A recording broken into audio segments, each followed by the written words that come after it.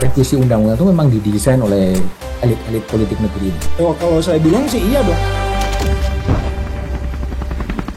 Pak Jokowi akan dihormati banyak orang kalau dia berani mengambil langkah evaluasi peradilan, reformasi, perintahkan kepada Menko Polhukam.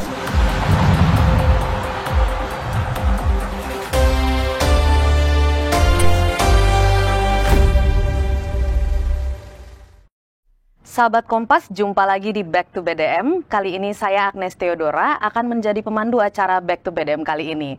Nah, episode kali ini terasa lebih spesial karena ini merupakan edisi khusus sekaligus juga episode pamungkas, episode terakhir Back to BDM di kanal Kompas ID. Memang tidak terasa sudah 3 tahun Back to BDM ini tayang di Kompas ID dengan total 163 episode. Nah, untuk episode kali ini benar-benar secara harafiah kita akan Back to BDM, kembali to BDM, karena narasumber kita hari ini tidak lain dan tidak bukan adalah Mas Budiman Tanurejo itu sendiri. Selamat siang Mas Budiman. Oke Agnes, gimana kabar? Baik Mas, sehat? Sehat. Dan juga ada narasumber lain yaitu Mas Sukidi, pemikir kebinekaan dan juga teman dan rekan berdiskusi Mas Budiman. Halo Mas Sukidi. Lebih tepatnya kader beliau. Oh, lebih tepatnya kader beliau.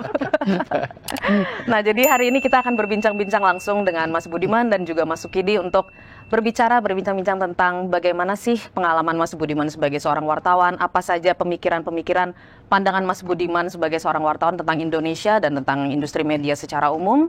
Dan kita langsung saja mulai kalau begitu. Mas Budiman, ini vibe kali ini mungkin tidak akan terlalu politik-politikan seperti biasanya.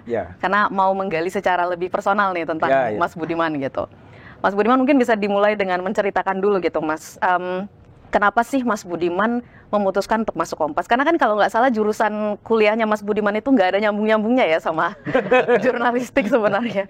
Gimana Mas? Masuk Kompas? Masuk Kompas, Ya kecelakaan aja. Jadi wartawan lah, jadi wartawan. Ya kecelakaan aja. Oke. Jadi kecelakaan, saya ini kan dari orang yang mungkin sama dengan Mas Sukidi ya.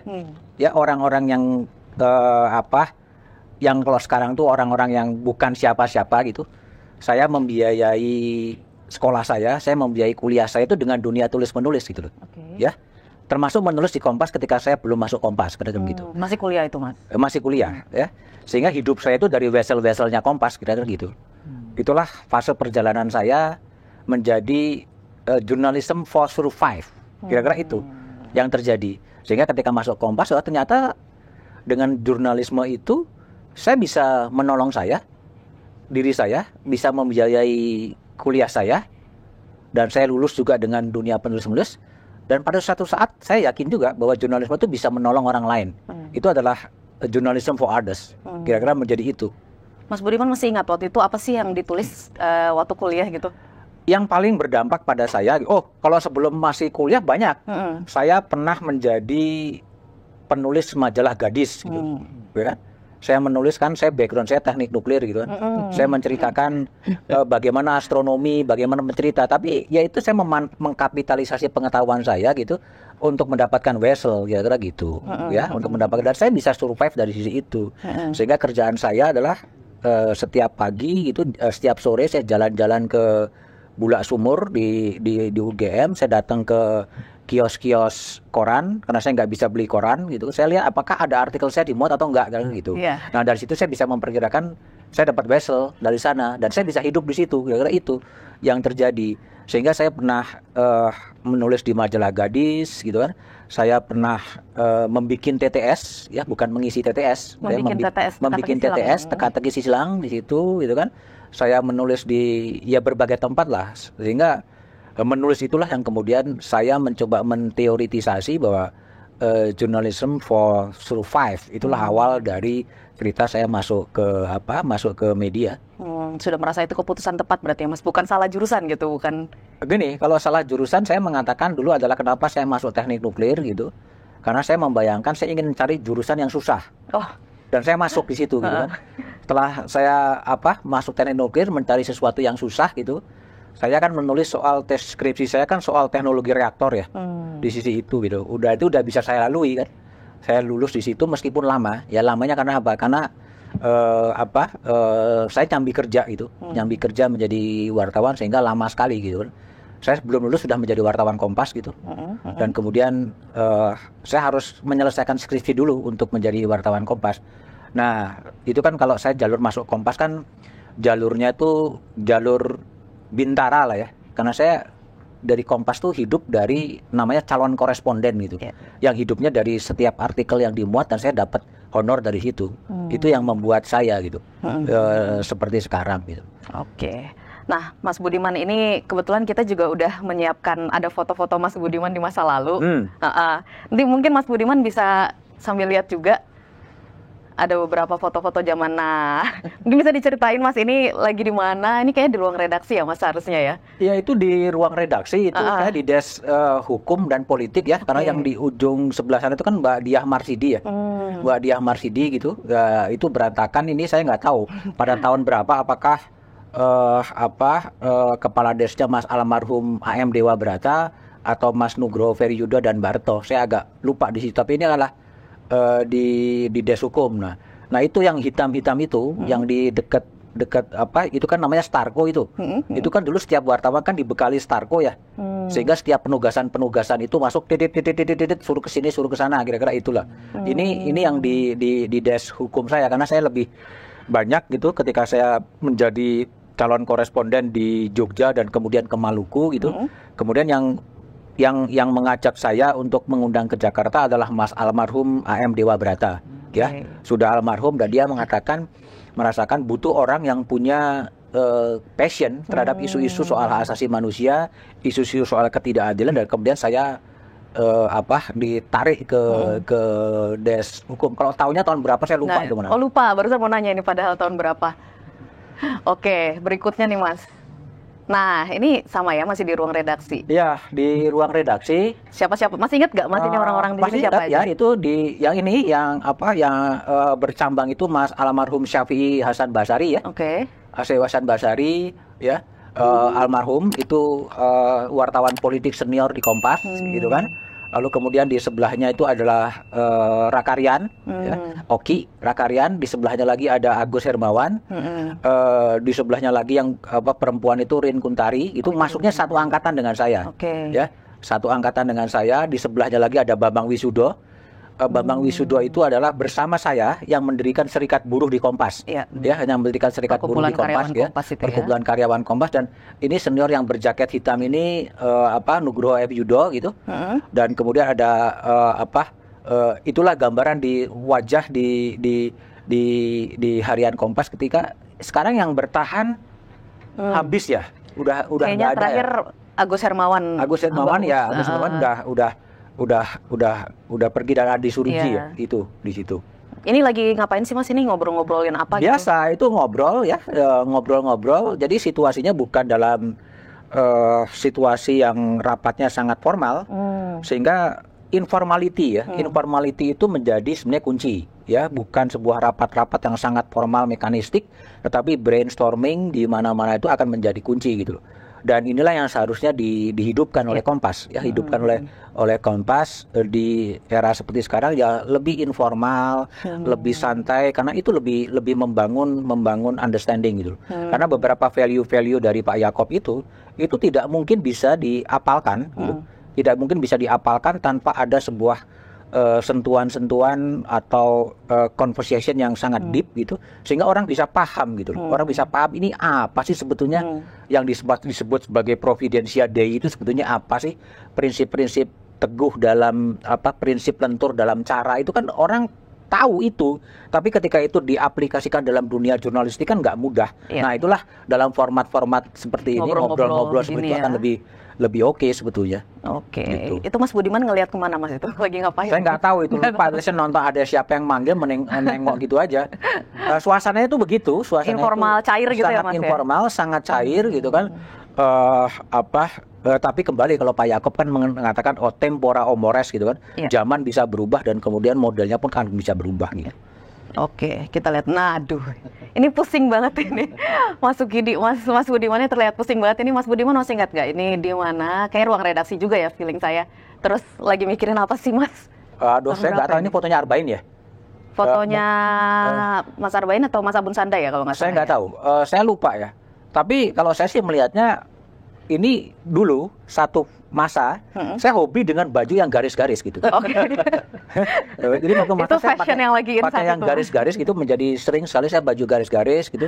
Kemudian pada satu sisi saya berubah menjadi apa namanya, batik lengan pendek gitu kan. Sekarang saya pakai baju hitam gitu. Oke. Kamu nggak nanya kenapa baju hitam? Nah ini makanya mau nanya nih. Kayak menteri-menteri. Ada alasannya juga berarti. Baju hitam dalam arti mungkin Sukidi bisa menjelaskan. Ini kan saya gini, saya itu dulu selalu berinteraksi dengan Pak Yaakob ya. Jam 8 pagi dia selalu beliau sudah datang dan manggil saya ke atas gitu. Untuk selalu cara Pak Yaakob itu cara yang sebenarnya menarik ya. Cara menarik, dia memanggil saya gitu, Mas ada apa? Gimana situasi negeri? Ini kok korupsi nggak selesai-selesai? Ini kok nelayan ini masih miskin, kira-kira itu terus dipertanyakan gitu loh.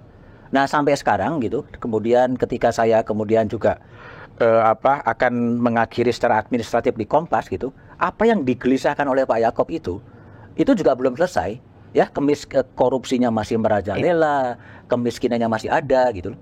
Dan salah seorang yang selalu ajak saya bicara dan berbagi kegelisahan adalah Sukidi ini gitu. Sudah jadi rekan berdiskusi Rekan berdiskusi sudah lama ya. Sesuatu yang lebih substantif, tapi gimana mau mencari jalan keluar. Nah itu sebetulnya sehingga depth conversation itu menjadi sangat penting ya untuk memahami situasi. Pak Yaakob itu adalah orang yang selalu gelisah, ya, gelisah soal situasi negeri ini gitu.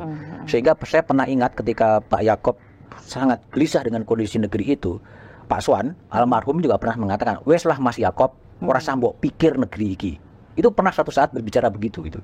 Sehingga udahlah mendingan sampean Mas Yaakob hidup lebih enak, nggak usah memikirkan negeri ini. Karena beliau itu pagi hari ngundang wartawan-wartawan muda tampil gitu kan. Malam hari dia masih telepon, pagi hari dia telepon lagi untuk curhat kondisi negeri. Ini gimana Mas? Ini gimana? Besok HL-nya apa Mas? Kenapa nulisnya begini Mas? Kenapa nulisnya begitu gitu? Nah, itulah yang saya pelajari dengan dari Pak Yaakob gitu loh. Mas Sukidi ini lebih-lebih lagi. Kadang-kadang WA saya itu jam 3 pagi, jam 4 pagi saya masih tidur, tiba-tiba istri saya tiba-tiba telepon, ada telepon Mas Sukidi ini, apalagi terjadi Sama ngomongin masalah bangsa, ngomongin masalah politik gitu ya Mas Sukidi. Iya, saya jujur aja Mas Budiman ini adalah satu di antara sedikit orang selain Buya Syafi'i tentu saja, sepulangnya saya di Amerika itu yang mengajak saya berpikir besar tentang Indonesia. Jadi saya melihat Mas Budiman lebih dari sekedar seorang jurnalis, tapi sebagai public intelektual, seorang intelektual publik yang selalu menyuarakan kebenaran dan speaking truth to power, istilah Edward Said. Jadi berbicara kebenaran kepada kekuasaan. Kadang saya melihat Mas Budiman itu dalam dua tradisi. Satu sisi adalah dia mewarisi tradisi jurnalismenya dari Pak PK Oyong. Dan itu terlihat dari gaya jurnalisme Mas Budiman yang lugas dan tegas kepada setiap praktek penyelewengan kekuasaan. Jadi tegas dalam prinsip moral yang ideal, itulah yang terasa sekali bagaimana warisan dari Pak Oyong itu hadir dan dijiwai dalam menyuarakan kebenaran itu. Tapi di sisi lain, kadang Mas Budiman tuh hadir sebagai living Yaakob. Itu gimana itu Pak? Jadi Pak Yaakob yang hidup kembali, suara, pikirannya, gayanya, kegelisahannya itu disampaikan dengan santun, dengan halus, tapi tanpa mengurangi prinsip moral yang dia perjuangkan. Misalnya dalam percakapan saya dengan Mas Rikat, ini belum saya ceritakan ke Mas Budiman. Baru nih. Jadi saya diam-diam itu ngobrolin Mas Budiman sama Mas Rikat. Mas Rikat bilang begini, Mas Budiman ini serius banget mikirin bangsa ya. Iya. Kemudian Mas Rikat bilang, nggak seperti saya, ya udah selesai ya, sambil ketawa-ketawa gitu. Tapi ada satu pesan dari Mas Rikat yang saya tangkap bahwa he take it all the issues seriously, seriously and deeply. Ya. Jadi setiap permasalahan yang terjadi pada bangsa ini, beliau betul-betul gelisahkan. Dan karena itu ketika Mas Budiman bilang bahwa kegelisahan itu kalau dalam tradisi intelektual adalah bagian dari intellectual curiosity. Jadi ada rasa keingintahuan secara intelektual terhadap setiap masalah yang dihadapi oleh bangsa ini. Dalam konteks Mas Budiman, beliau sebenarnya buat saya mewarisi tradisi jurnalisme dari Pak Yaakob dan Pak Oyong dalam konteks bagaimana jurnalisme ini dipahami sebagai satu panggilan baru, vocation untuk merawat dan memajukan keindonesiaan dan kemanusiaan. Jadi beliau menjiwai betul apa yang oleh Pak Yaakob sebut sebagai kompas, sebagai miniatur kecil Indonesia. Small Indonesia in the making, istilah Pak Yaakob. Nomenklatur, vocabulary, kosakata, bahasa Pak Yaakob itu tersimpan rapi, bukan hanya dalam memori, tetapi juga dalam tulisan. Dan bahkan meskipun Mas Budiman tidak ketemu Pak Oyong, dia baca kembali tulisan-tulisan Pak Oyong. Misalnya Pak Oyong menulis di Kompasiana tahun berapa Mas Budiman? Tahun 1960 kali Mas Budiman ya. Ketika Pak Oyong nulis tentang anti korupsi. Mas Budiman berapa puluh tahun kemudian nulis secara khusus tentang PK Oyong dan perjuangan anti korupsi. Dan salah satu pesan yang saya tangkap dan terasa bahwa PK Oyong warisan nilai, sikap, kehidupan itu hidup kembali, saya melalui tulisan Mas Budiman. Dalam PK Oyong dan perjuangan anti korupsi itu kira-kira PK Oyong itu memutuskan untuk berhenti menulis. Karena apa? Karena kalau menulis harus didikte oleh kekuasaan, maka kita melawan hati nurani. Dan inilah yang sebenarnya dijiwai oleh Mas Budiman, tentang kedaulatan hati nurani yang memandu dia untuk mencerminkan dan menyuarakan kebenaran. Kebenaran itu berasal dari nur cahaya, dan Mas Budiman memantulkan cahaya kebenaran itu untuk kebaikan bersama. Saya semoga tidak kepanjangan. Enggak apa-apa. Benar-benar terlihat memahami dan mengenal Mas Budiman, pemikirannya, prinsip yang dipegang Mas Budiman. Sebenarnya masih banyak. Oh, masih banyak. Nanti kita bisa bahas lagi nih lebih lanjut. Nah, ini tadi kan udah ya 3 foto. Ada 1 foto lagi nih Mas Budiman Masukidi terakhir. Nah, di mana ini Mas? Ini di MPR. Ya. Di MPR di saat sidang umum MPR itu bersama dengan Ambasador Agus Parangkuan ya. Ya, bersama dengan teman-teman yang berjas ketika meliput sidang umum MPR, masih ada Mirna, masih ada Fandri ya. Masih ada Om Ansel gitu, masih ada Agus Hermawan, ada Bambang Wisudo di KSP gitu. Ya itulah zaman jadul gitu. Zaman jadul ketika meliput sidang umum MPR. Tahun berapa ini Mas? Sebelum Orde Baru? Tahu, saya lupa kalau tahunnya tahun berapa. Ya pasti Orde Baru ini. Nah, ya pasti Orde Baru. Tapi sebelum reformasi ya, sebelum. Oh iya, jauh sebelum. Karena di Orde Baru kan serba tertata ya, serba tertata, serba rapi gitu. Nah, itulah yang ada di ketika meliput sidang umum MPR gitu. Oke, sip. Oke, nostalgianya sudah sampai di sini Mas. Jadi 4 foto nih yang udah kita. Makasih Mas Budiman udah menceritakan ya tadi ya itu tentang apa saja. Nah, saya pengen lanjut nanya lagi nih Mas Budiman. Ini kan Mas Budiman kan berarti kan sudah melalui berbagai era jurnalisme ya, dari sejak masa jaya-jayanya media cetak sampai pergolakan pers di masa Orde Baru sampai sekarang tantangan baru lah di era digital gitu. Nah, mungkin Mas Budiman bisa menceritakan Mas seperti apa sih pandangan Mas Budiman terkait dengan kondisi industri media, lalu apa benang merah atau key takeaways yang Mas ambil gitu dari berbagai era jurnalisme yang berbeda itu ya? Saya beruntung ya, artinya saya hampir semua platform saya sudah pernah lalui, ya. Jadi ketika saya menjadi calon koresponden Kompas waktu itu saya masih mahasiswa di Jogja, saya sudah menjadi korespondennya BBC London, ya, radio, ya saya sudah pernah di situ gitu loh. Saya juga pernah menjadi stingernya Radio Nederland, ya, itu kan dua masa jurnalistik yang berbeda. Yang satu adalah jurnalisme koran, menulis gitu. Yang kedua adalah jurnalisme suara, ya. Itu yang saya lalui gitu. Lalu kemudian saya menjadi wartawan cetak lama dan saya tentunya dididik melalui tradisi tulis gitu. Lalu kemudian saya beruntung bisa masuk ke era digital juga di situ. Lalu kemudian saya juga masuk ke dunia televisi, ya. Itu juga sesuatu yang sangat berbeda gitu. Sangat berbeda karena banyak faktor yang membedakan antara jurnalisme koran dengan jurnalisme televisi.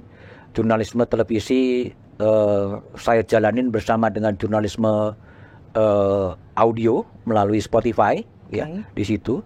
Dan kemudian saya memasuki dunia YouTube gitu. Dunia YouTube ini juga bukan hanya mau ikut-ikutan gitu. Karena saya ditantang oleh Mbak Eri Seda, ya. Mbak Eri Seda dalam sebuah rapat gitu, dia mengatakan begini, ketika koran itu semakin tertekan, bagaimana Anda menjawab dan melakukan menyebar pengaruh dari media itu melalui technological approach. Jadi teknologi itulah yang harus dipakai ke situ. Dan saya mencoba menerjemahkan itu. Menerjemahkan itu adalah bagaimana ya pengaruh koran yang memang tradisinya adalah membaca, tapi saya harus transformasikan dengan dunia yang sangat berubah. Dan saya memilih jalan adalah menggunakan dunia YouTube di situ. Sehingga itulah yang kemudian the medium is the message. Itu kan McLuhan mengatakan bahwa mediumnya apa dan ada bagaimana menyampaikan pesan di situ gitu. Nah, itu saya terapkan. Sehingga kalau kemudian saya masuk ke dunia televisi dan kemudian saya masuk ke Spotify dan kemudian saya masuk ke dunia YouTube, itu adalah pada satu sisi adalah challenge dari shareholder yang ada di Kompas, dan saya coba jawab itu dengan apa yang saya bisa lakukan pada waktu itu. Itu yang membuat kemudian beruntung bagi saya menjelajahi hampir semua platform jurnalistik gitu. Apa yang belum saya coba, karena saya hobinya memang mencoba. Ya, karena bagi saya adalah kita berdiskusi terus gitu, rapat terus gitu. Kadang-kadang nggak bisa menghasilkan apa-apa, karena yang di-challenge adalah ide terus gitu kan. Kalau saya lebih senang gitu, lakukan dulu, produknya apa, kritik produk itu. Jadi bukan mengkritik ide itu, bahwa produk itu bisa gagal, iya, tetapi ada sesuatu yang dikritisi atau diapresiasi atau dikecam, daripada menguji pada level gagasan gitu loh. Nah, bagaimana menggabungkan antara ide dan kemudian produk itu menjadi sesuatu yang sebenarnya menarik sih di situ. Jadi termasuk Back to BDM ini ya Mas, itu bagian dari uji coba tadi itu ya, karena kan sempat ya format berubah, di awal ada dialog talk show, lalu sempat monolog, lalu kembali lagi talk show. Monolog tetap ada, ya, monolog tetap ada. Saya punya kanal monolog yang namanya Opini Budiman, yaitu juga YouTube gitu. Saya ingin menyampaikan sebuah pikiran-pikiran Kompas, pikiran-pikiran besarnya. Saya menyebutkan Yakobianisme gitu. Tetapi saya terjemahkan dalam, kalau kitab suci, kitab suci itu kan teks yang berhenti, ya. Begitu kitab suci berhenti, ya berhenti.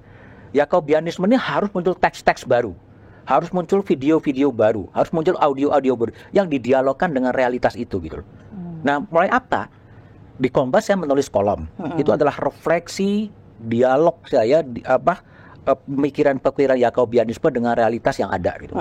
Tetapi saya harus merambah kepada dunia yang ada, yang orang sekarang masuk ke dunia di YouTube. Saya menggunakan monolog saya untuk melakukan itu. Tetapi saya mengimbangi lagi kemudian bagaimana mengisi kekurangan dari media cetak yang terbatas pada space gitu. Orang juga tradisi membaca juga mungkin akan sangat tipis gitu. lebih-lebih dengan penjajahan algoritma, ya, search engine gitu. Bagi saya itu mengekang sekali gitu loh. Sehingga saya sangat kagum dengan sosok-sosok seperti Gunawan Muhammad yang dia don't care, he doesn't care dengan SEO gitu. Karena dia tidak mau dijajah pikirannya dengan SEO gitu. Sehingga dicekoi dengan judul-judul yang sama sekali template gitu. Tapi lihat aja catatan pinggirnya Gunawan. Kan selalu bebas saja. Dia tidak mau terjajah pada hal-hal yang seperti itu. Nah, itulah yang kemudian saya coba terapkan dengan model dialog gitu. Karena gini, saya ingin berkontribusi atau tidak hanya ingin mengecam pertumbuhan media sosial yang katakanlah ini hoax, ini asal ngomong, clickbait dan lain sebagainya, tanpa kamu berbuat sesuatu gitu. Sehingga ya berbuat sesuatu dengan menampilkan sebuah deep interview dengan berbagai tokoh gitu kan, dan kemudian menawarkan perspektif, menawarkan kedalaman soal itu semua. Itu yang seharusnya, itulah yang dulu Kompas sangat kuat dalam tradisi pemikiran. Itu yang saya coba terjemahkan dalam perspektif yang berbeda gitu. Oke. Nah, ini menarik juga karena memang sepertinya jadi tantangan industri media saat ini ya Mas. Tadi dengan tantangan menghadapi era digital, lalu juga sekarang media sosial, semua orang sekarang bisa mengakses informasi dan bisa menyebarkan informasi juga gitu. Nah, kalau Mas Budiman dan juga Mas Sukidi nanti juga bisa ikut memberikan pemikirannya. Kira-kira seperti apa sih Mas pandangan terhadap kondisi industri media saat ini gitu? Apa peran pers berarti di tengah tadi ya tsunami informasi lah kalau bisa kita sebut itu? Bagi saya adalah credibility ya. Dan trust itu menjadi sangat penting gitu. Jadi trust itu sangat penting, tapi juga dia harus lebih relevan. Gitu. Saya membayangkan begini. Kalau definisi berita itu adalah menceritakan apa yang sudah terjadi, itu semua orang udah tahu. Ya, kemarin ada ini. Pada era saya mengatakan 2 minggu lalu itu masih aktual. Tapi dengan perkembangan komunikasi yang ada sekarang kan itu udah sangat jauh ya. Dulu kan saya menulis berita itu masih dengan telex ya, masih dengan telegram gitu kan. Menjadi sangat susah, sekarang kan lebih gampang gitu. Tetapi sekarang definisi berita itu bukan lagi menceritakan apa yang sudah terjadi. Bahkan dalam bentuk live streaming sekarang udah mengatakan peristiwa itu, berita itu adalah apa yang sedang terjadi. Ya kan? Nah, saya sih mencoba melakukan devil advocate gitu. Ini cara Pak Yaakob juga, dia berdialog dengan dirinya sendiri gitu, menjadi advokus diaboli gitu. Selalu mencari kalau begini terus semua sudah diambil, kita mau apa gitu. Sehingga saya membayangkan dengan data jurnalisme, dengan model-model definisi berita adalah memberitakan apa yang bakal terjadi. Nah, itu yang sebetulnya menurut saya itu adalah sesuatu yang menjadi lebih relevan ya. Tapi bisa saya salah, saya salah. Tapi kalau semuanya menceritakan apa yang sudah terjadi, apa yang kemarin terjadi, itu kan semua orang udah tahu. Iya. Ya, semua orang udah tahu apa yang kemudian terjadi gitu. Tapi kalau bisa memberikan sebuah outlook apa yang bakal terjadi, itu kan menjadi sesuatu yang disitulah sebenarnya tajuknya Pak Yaakob di tahun 78 ketika dia merespon situasi politik pada waktu itu. Pak Yaakob dipanggil oleh Pak Dombo kalau nggak salah pada waktu itu. Dia menulis adalah media itu adalah kawan dalam perubahan gitu. Sehingga dia selalu mencoba menjadi mengawal perubahan-perubahan itu, dan dia mendirect kemana perubahan ini akan tertuju gitu. Nah, itu mungkin satu tantangan yang baru ya. Tentunya itu harus berdamai dengan algoritma search engine ya. Karena kan semua kan sekarang di-serve dengan orang diarahkan oleh perusahaan teknologi gitu untuk membaca dan sebagainya. Nah, bagaimana berdamai dengan itu gitu. Terlalu ngawang-ngawang juga mungkin nggak akan dibaca. Tetapi kalau terlalu template juga tidak menawarkan sesuatu yang dalam. Tapi ada gugatan lagi kalau saya bicara dengan Rikat kan, kadang-kadang ya buat apa dalam-dalam? Saya juga nggak butuh coba judul. Nah, itu juga. Nah, intinya adalah saya mau mengajak bahwa harus terus berpikir. Ya, harus terus berpikir dengan dinamika-dinamika yang terjadi agar selalu ada yang baru gitu. Nah, itu kan juga tantangan. Kalau saya kan hobinya mencari sesuatu yang baru terus kan. Apa yang baru, apa yang bukan meninggalkan yang lama. Tetap setia pada yang lama, Kompas cetak, tapi bagaimana menemukan inovasi-inovasi baru, pendekatan-pendekatan baru untuk menawarkan pesan-pesan kepada publik lah gitu. Mas Sukidi, monggo Mas, kalau ada pandangan juga gitu terkait, mungkin tadi kan dari perspektif wartawan, Kalau Mas Pidi dari luar industri media bagaimana melihat Saya sebenarnya larut dalam pemikiran Mas Budiman ya. ikut menyelami perjalanan panjang dari jurnalisme untuk hidup beliau, untuk kuliah, untuk makan, mencukupi kebutuhan sehari-hari. Dan buat saya itu keberkahan dan amal jariah dari Pak Yaakob dan Pak Oyong. Dan pengalaman yang beliau ceritakan itu sebenarnya pengalaman mungkin ribuan, terutama di kalangan mahasiswa dan juga di kalangan intelektual, yang menjadikan Kompas sebagai forum pertukaran gagasan tentang keindonesiaan dan kemanusiaan sekaligus kebinekaan, tapi di sisi lain memberikan satu efek terhadap kantong.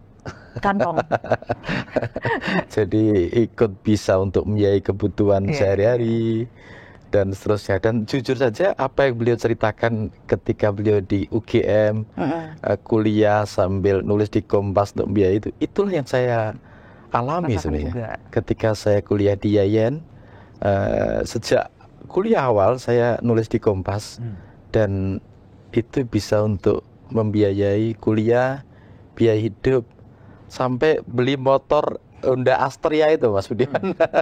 Itu dari biaya dari menulis di Kompas.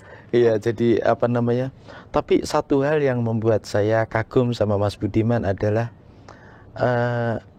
komitmen dia yang tak pernah padam terhadap kondisi keindonesiaan dan kemanusiaan.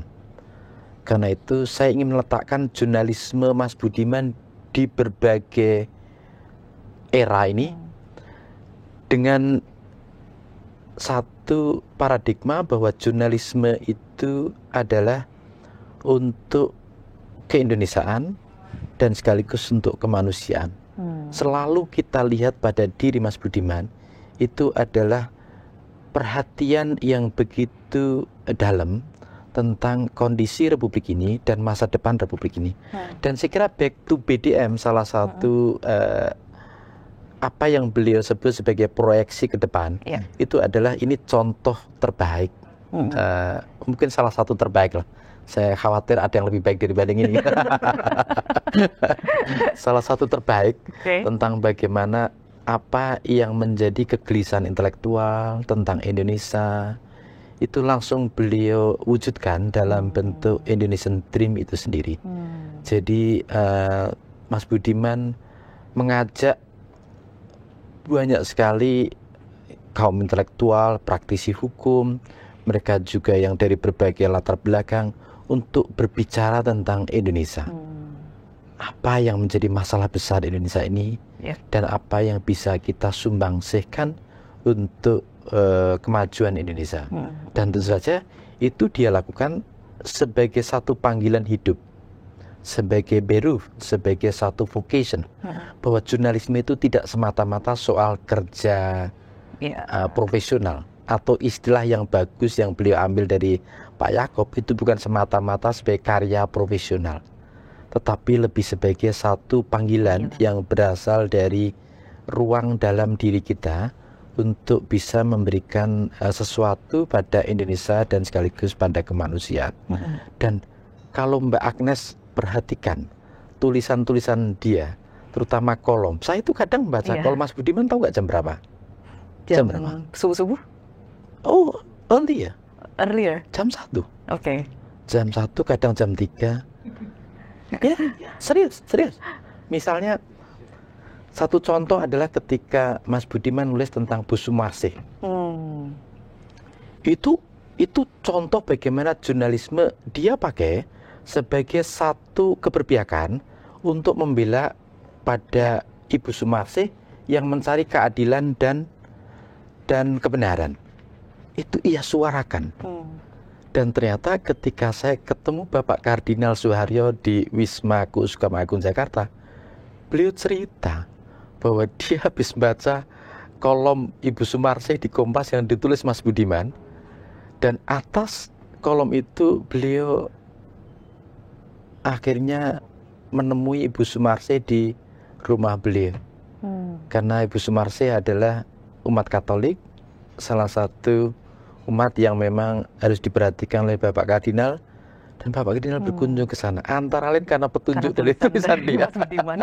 Jadi maksud saya, inilah satu jurnalisme yang kalau orang membaca ini sekedar kolom, tetapi kalau kita memberikan makna, itu maknanya dalam sekali. Ini memberikan makna bagaimana jurnalisme diwujudkan dalam bentuk panggilan untuk membela kemanusiaan, untuk membela Bu Sumarsih yang sedang mencari keadilan dan kebenaran dalam rentang waktu 17 tahun lebih. Itu sekedar contoh. Tapi juga di sisi lain, beliau tegak lurus bahwa jurnalisme juga dia pakai sebagai satu instrumen untuk melakukan satu speaking truth to power. Itu istilah yang bagus sekali yang saya pinjam dari Edward Said. Dan Edward Said itu di Amerika dikenal sebagai salah satu publik intelektual selain Noam Chomsky yang begitu lugas dalam mengkritik kekuasaan yang lalim. Saya melihat tulisan-tulisan Mas Budiman itu adalah merefleksikan sisi Pak Oyong, sisi Edward Said, sisi Noam Chomsky yang tidak ada kompromi dalam membela kebenaran dan menyuarakan kebenaran kepada kekuasaan yang bongah. Itu menarik memang Mas, karena tulisan terakhir Mas Budiman juga di Kompas ya, itu kan kalau nggak salah kan judulnya Hujan di Hujan di depan istana ya. Betul. Mas Budiman menganalogikan gerakan aksi Kamisan dengan The Mothers of Plaza de Mayo, lalu juga mengutip tentang menggarisbawahi lah tentang gerakan balik demokrasinya Samuel Huntington gitu. Nah itu kenapa Mas Budiman, keresahannya apa sih soal tanah air sampai menulis, sampai ini berarti jadi tulisan terakhir Mas Budiman ya di Kompas ya? Oh janganlah. Oh janganlah ya, masih mau nulis, oh syukurlah. Gini. Nah itu gimana Mas, ya keresahan Mas Budiman? Gini, ketika saya nulis soal sudah 17 tahun, ya, itu kan sebetulnya, gini, kalau saya ingin menulis sesuatu, saya itu berharap ada tindakan yang seperti ini, ya. Itu kan ketika saya menulis soal sudah 17 tahun, saya tuh ingin menyampaikan pesan, ya, kepada siapapun calon presiden, ya, pada waktu itu.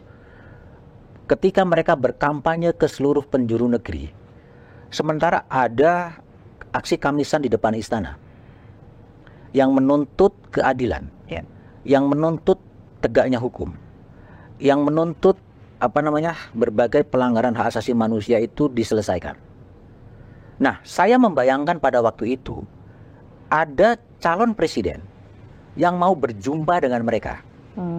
Itu tujuan saya sebetulnya, ya, ingin berjumpa sebenarnya.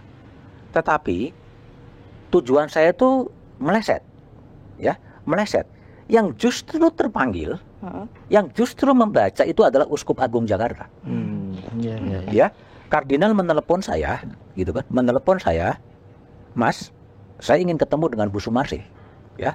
Pada waktu itu saya masih ada di Purwokerto, ya. Beliau telepon. Dan kemudian saya kontak dengan Bu Sumarsih, Bu, Bapak Kardinal mau datang ke sana, gitu loh.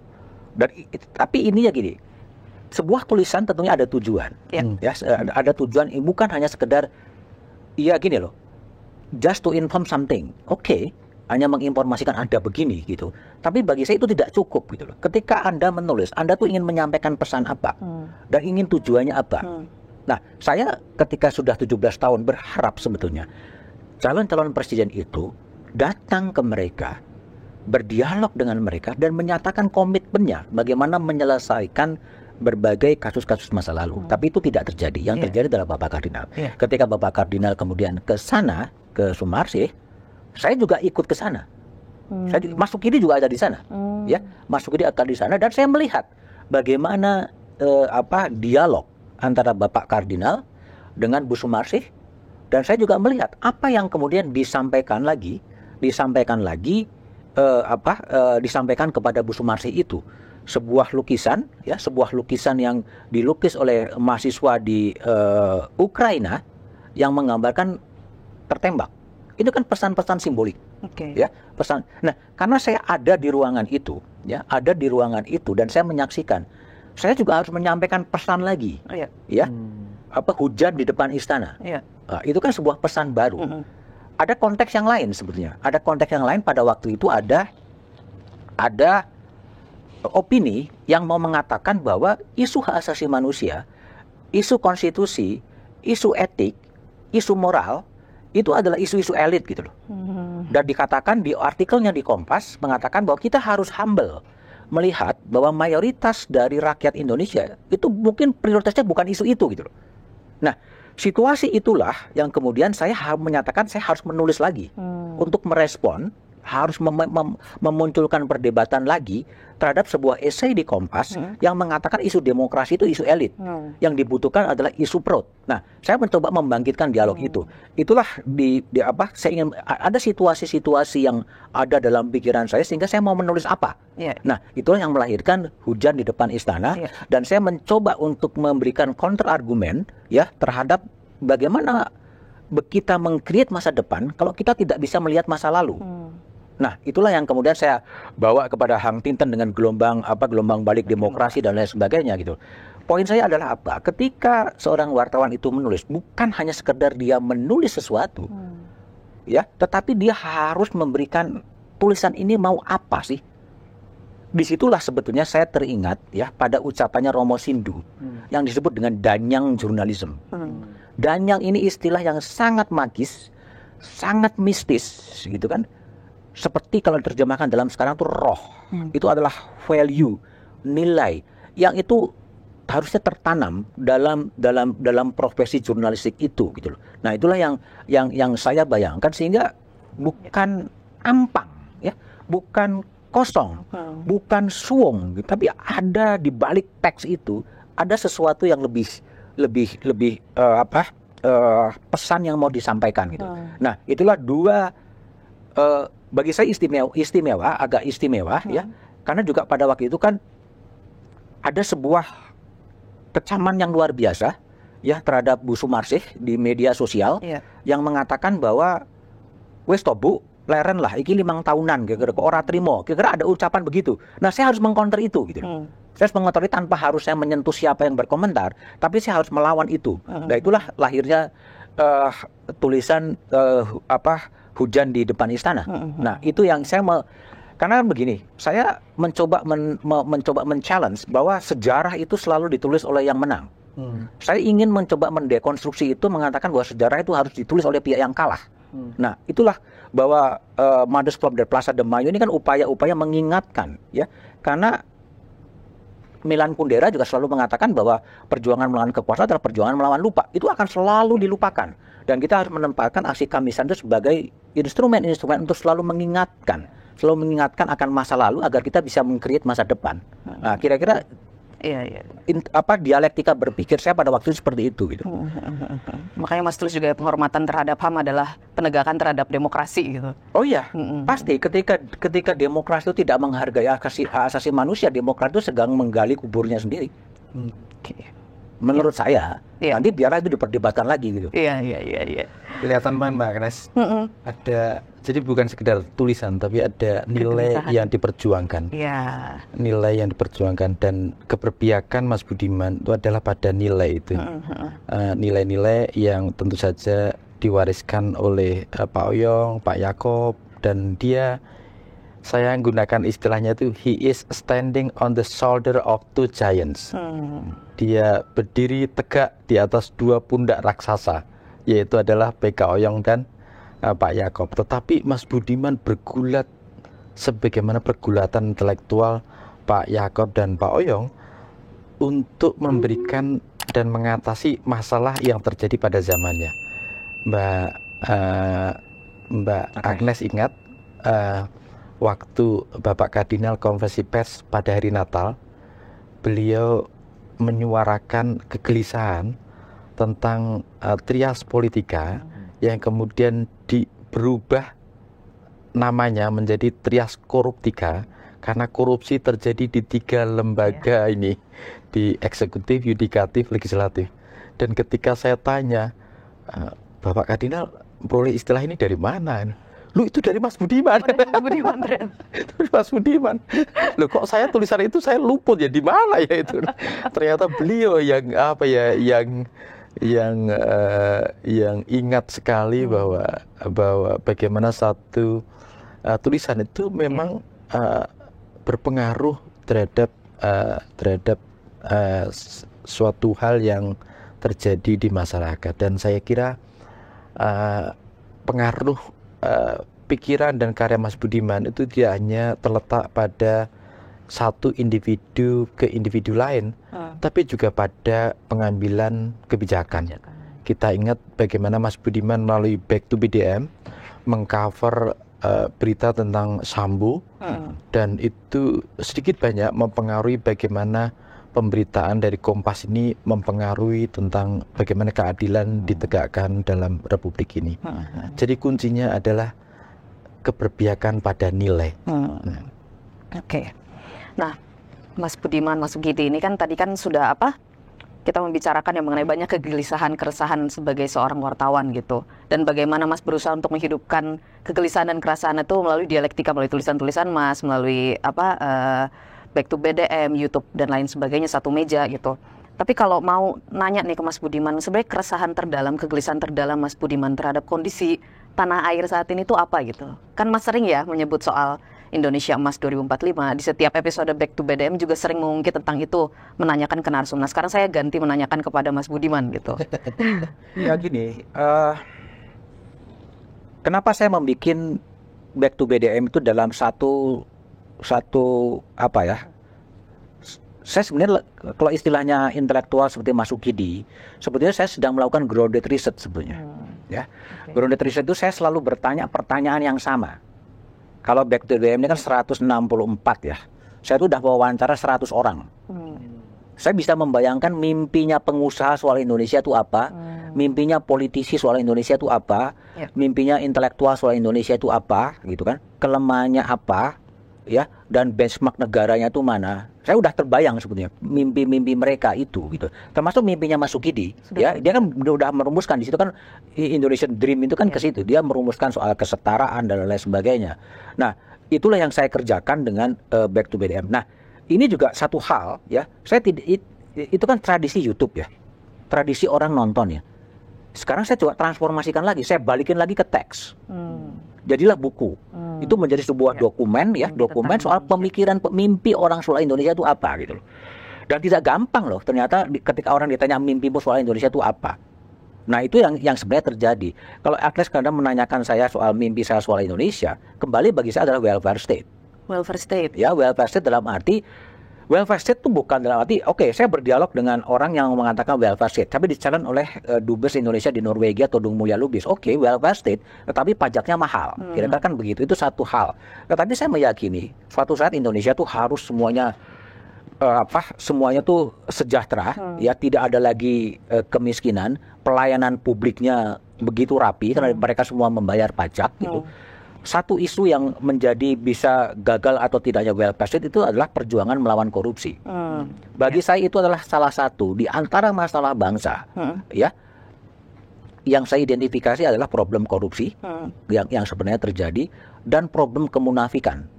Ya, kemunafikannya adalah sebuah problem besar. Orang selalu berkata di depan dan di belakang itu berbeda. Dan itu betul terjadi ketika saya beruntung saya bisa menjadi host di Satu Meja. Saya tuh bisa melihat apa yang dikatakan di kamera dan melakukan dan yang dilakukan, yang disampaikan di depan di ketika kamera mati itu berbeda.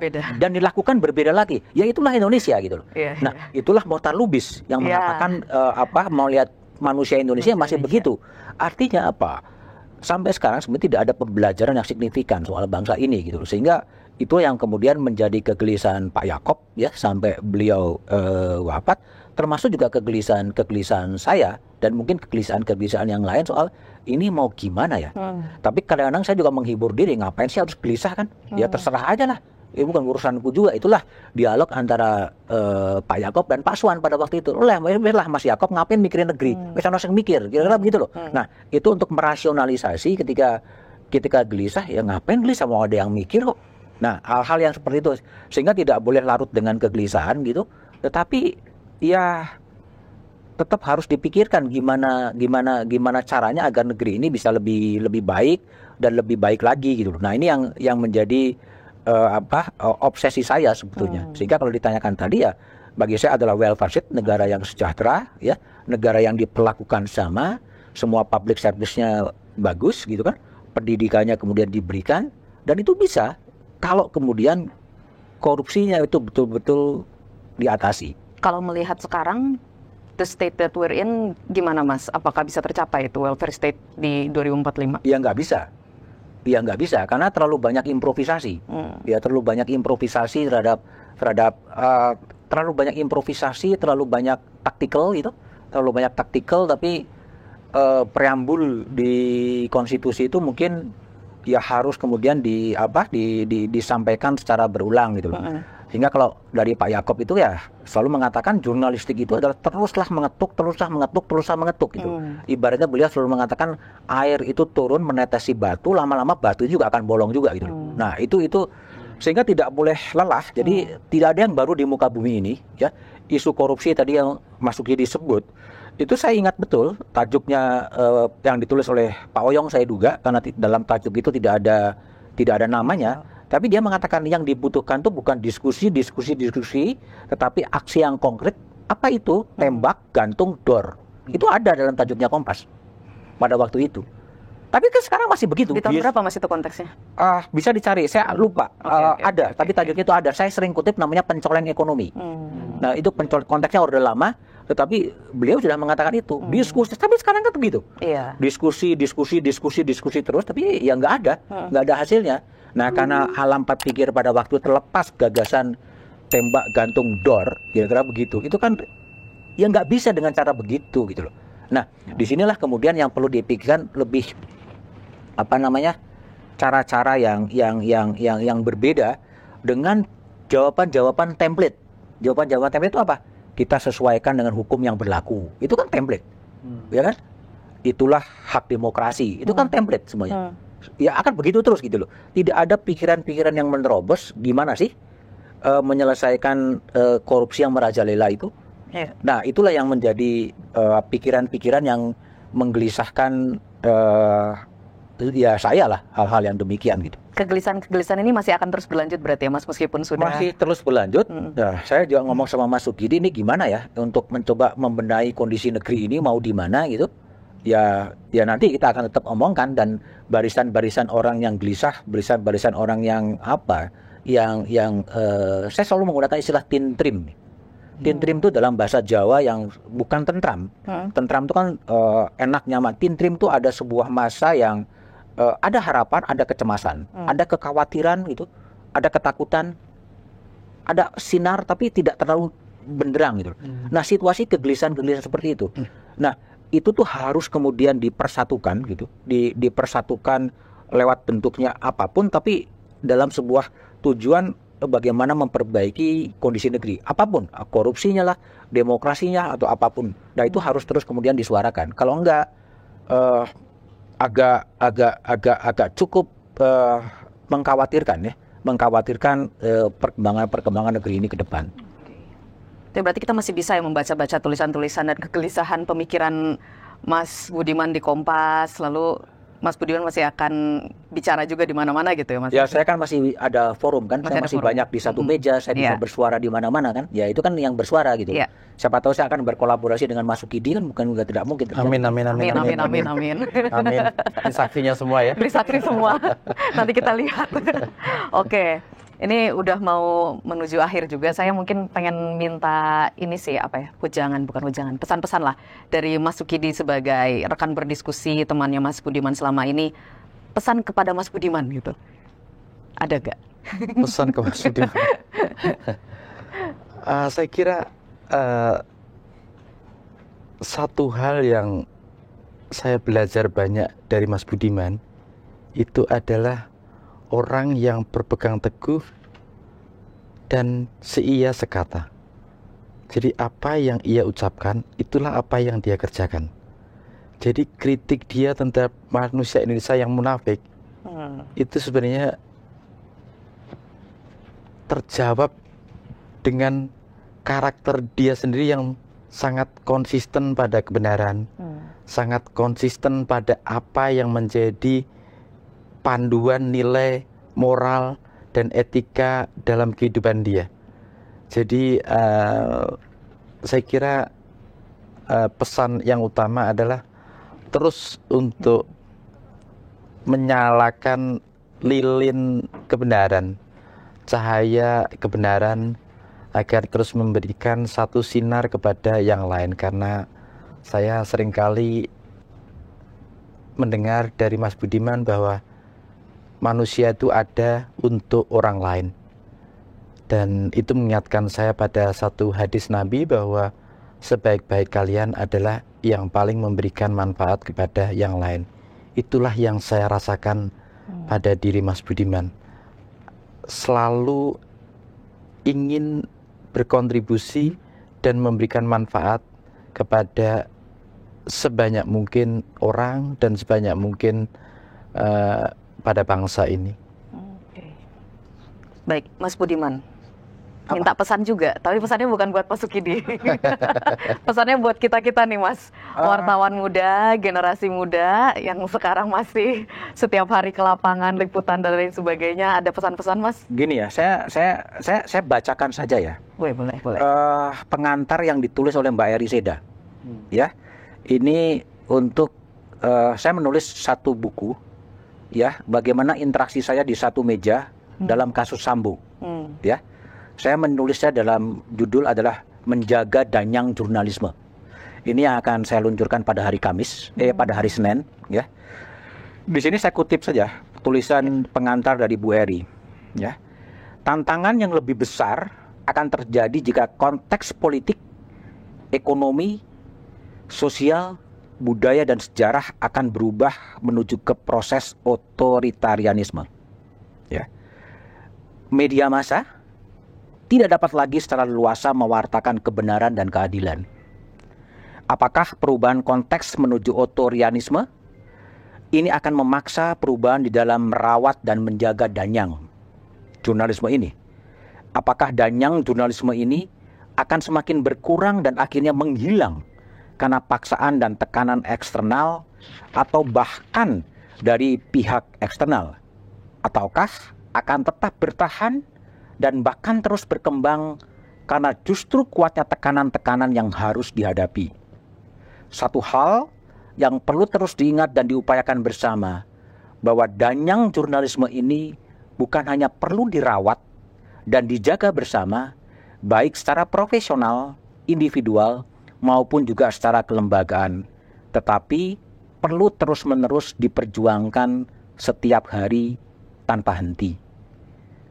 Itulah bagi saya refleksi kegelisahan saya yang juga saya sampaikan kepada Bu Eri Seda, dan kemudian Bu Eri kemudian bersedia memberikan kata pengantar dari buku saya yang hasilnya adalah dialektika pemikiran bagaimana satu meja merespon soal Sambo, dan itulah yang menjadi penutup dari edisi Back to BDM di kanalnya Harian Kompas. Sehingga saya harus terus mengingatkan bahwa jurnalisme itu punya danyang, ya, punya danyang. Danyang itu sebagai catatan kaki saya kutip dari Romo Sindunata, ya, dalam percakapan saya di Rumah Petruk di sana, dia mengingatkan soal danyang jurnalisme, dan itu memang sangat Jawa, sangat mistis, dan itu adalah value agar jurnalisme itu tidak menjadi ampang. Ampang juga sama, ringan, hanya sekedar menjalankan peran-peran informasi, tetapi tidak menjalankan sesuatu yang lebih berarti bagi publik gitu. Saya ingin dengan Mas Sukidi adalah mendiskusikan isu-isu republik di ruang-ruang publik. Itulah kembali kepada Plato gitu. Tantangan berat berarti ya, Mas, untuk jurnalisme ke depan ya, kalau mendengar tadi. Bukan tantangan berat ya, menarik untuk diziarahi, dan jurnalisme penuh dengan harapan, dan bagaimana kemudian kita secara lebih cerdas gitu. Untuk Pak Yaakob selalu mengatakan reading the wave kan, kita harus menunggangi gelombang itu, sehingga banyak sekali filosofi Pak Yaakob ngeli ning ora keli gitu. Kita bisa larut tapi jangan sampai larut. Nah, ini kan seni yang tidak bisa diajarkan dalam seminar, tapi harus diterapkan dalam dialog-dialog yang hari per hari gitu, yang dia akhirnya lama-lama paham, oh ini toh maksudnya, kira-kira begitu gitu. Nah, ini yang bagi saya akan sangat menarik ke depan hal yang demikian gitu. Oke, sip. Terima kasih Mas Budiman, Mas Sukidi udah bisa ngobrol ngalor ngidul dari nostalgia masa mudanya Mas BDM sampai kita mendengar pemikiran-pemikiran mendalam. Nah ini mungkin kita mau ngasih kejutan-kejutan, mau ngasih semacam souvenir lah untuk Mas Budiman yang akan diserahkan langsung oleh Pemret kita, Pemret Harian Kompas, Mas Sutradara Mas Saputra. Monggo Mas.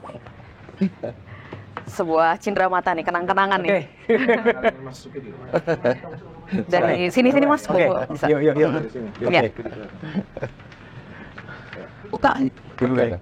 Udah buka.